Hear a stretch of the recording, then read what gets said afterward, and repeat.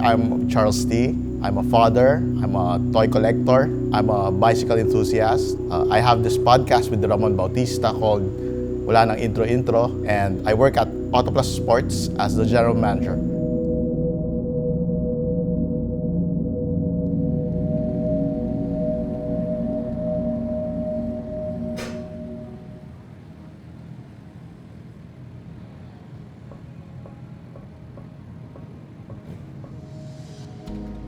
My love for cars started when I was very young. My dad was one of the pioneers in Mitsubishi parts, so I was born into it. One day he gave me a copy of a Betamax tape, the Herbie the Love Bug. So nung napanood ko yun, ang ayos to, yung kotse, body shots with the driver.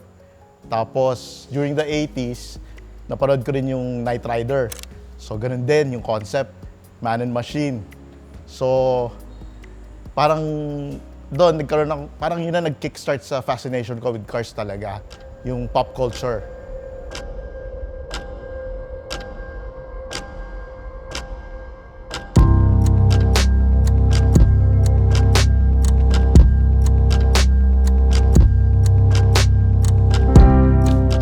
Actually, I couldn't afford an Evo.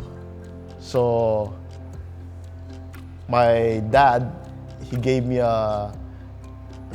money to buy a Mitsubishi GSR. So the GSR is a two-door coupe.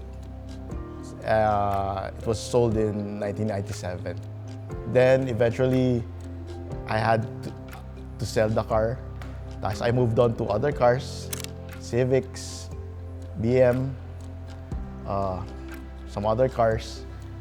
So I was itching to get a project car. So I asked my boss for a loan. So sabi niya sa akin, anong kotse? So sabi niya sa akin, ang advice niya sa akin, na pag magbubuo ng kotse, kailangan yung project car, kailangan yung at least makukompleto mo.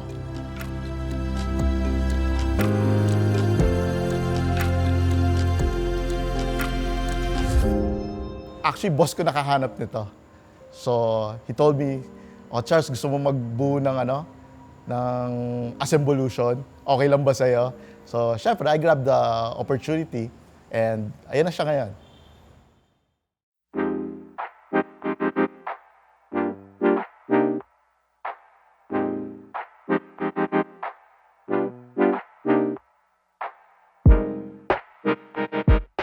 Autoplus Sports is one of the longest running tuning shops in the Philippines.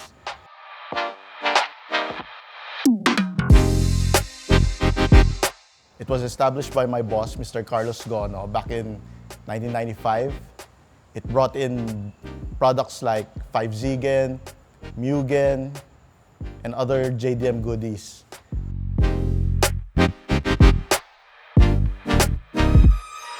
We are currently the distributor of Race, Kyoi, Weds, Light Ion, Project Mu, and other exciting brands.